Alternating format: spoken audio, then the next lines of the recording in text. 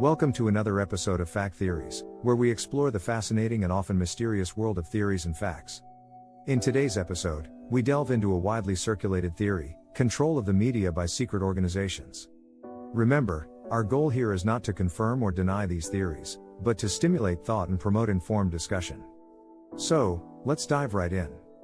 Across the globe, countless eyes and ears tune into various media outlets daily. From the morning paper to the evening news, from trending tweets to viral videos, our perception of reality is continuously being shaped and reshaped by the media we consume. But what if our sources of news and entertainment are not as independent as they appear? What if they're puppets, and unseen puppeteers are pulling the strings? That's the premise of the theory we're diving into today, the notion of the control of media by secret organizations. It suggests that a handful of shadowy entities hold sway over mainstream media, guiding its direction and shaping its narratives. According to proponents, these bodies can manipulate what we read, what we watch, what we listen to, and ultimately, what we believe.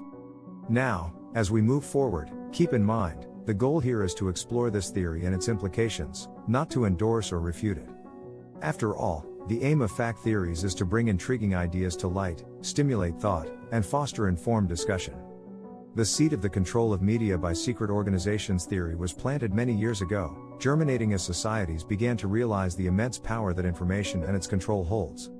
Centuries ago, when information was limited and disseminated slowly, its control was less obvious and arguably less impactful. But as we entered the age of print media, radio, and eventually television, the power of information dissemination became increasingly evident. With this shift, the theory evolved too. The imagined controllers of information went from being monarchs and religious authorities to secret societies and clandestine organizations, often pictured as shadowy figures manipulating the world from behind a curtain. With the dawn of the digital age, this theory took on a new life.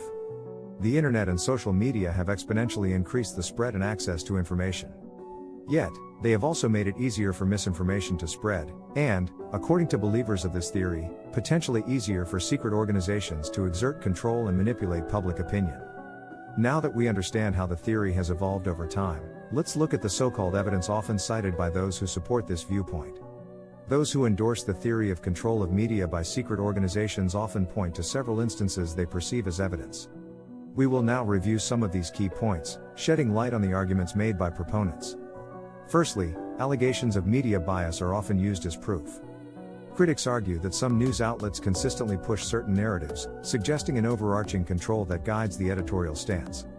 Major events, controversial topics, or political issues often receive strikingly similar coverage across various platforms, hinting at potential collusion or direction from above. Next is the concentration of media ownership. A small number of corporations own an increasingly large percentage of media outlets. This consolidation could, in theory, provide an avenue for these organizations to manipulate public opinion by controlling the flow of information.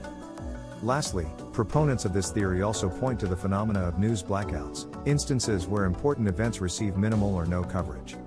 They argue this could be evidence of selective reporting, where those in control choose to suppress or ignore stories that do not align with their interests or narratives. These are just some of the examples used by those who believe in this theory. But as with all things, there's another side to the story, which we'll explore next. As we dissect the theory of control of the media by secret organizations, it's critical to present the other side of the coin, the counterarguments. There's no shortage of critics who offer alternative explanations for the phenomena attributed to this theory. Firstly, the perceived media bias is often explained by critics as a reflection of the commercial interests of media outlets. They argue that sensational stories sell better than balanced ones, and this commercial imperative, rather than a hidden hand, guides the content. Secondly, while media ownership is undoubtedly concentrated, critics argue that the rise of independent media and the internet has democratized the dissemination of information.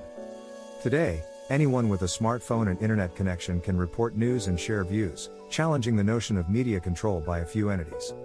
Moreover, critics point to factual inaccuracies and logical inconsistencies in many conspiracy theories, including this one. They highlight the importance of media literacy and critical thinking in discerning fact from fiction and bias from neutrality. As with all theories, it's crucial to understand the full picture. Next, let's explore the implications and societal impacts of this theory. Now, whether you subscribe to the theory of control of media by secret organizations or not, it's undeniable that the idea has had profound societal implications. Firstly, It influences how people consume and trust media. Believers of this theory might adopt a more critical stance towards mainstream media and seek alternative news sources, often turning to fringe media outlets or social media platforms. Unfortunately, this can also make them more susceptible to misinformation and unverified news, especially in the fast-paced and often unregulated world of digital media. While skepticism can be healthy, it can also lead to a rejection of verified facts and an acceptance of unfounded ideas. Furthermore, this theory has fueled calls for media transparency and diversified ownership, both of which can contribute to a healthier media environment. Whether driven by a belief in secret control or not, these are pressing concerns in our modern information age. It's clear that our relationship with media is complex. In this era of information overload, discerning fact from fiction can be a daunting task. And while theories like the one we explored today can add layers of intrigue, they also underscore the critical importance of media literacy and critical thinking. Remember, the aim of fact theories is not to tell you what to believe but to present you with fascinating ideas, foster critical thinking, and ignite informed conversations. Whether this theory holds water or not ultimately lies in your interpretation of the facts and evidence available. So, we leave you with this thought: as you navigate the media landscape, stay curious, stay skeptical, and most importantly, stay informed. Until next time, this is Fact Theories, signing off.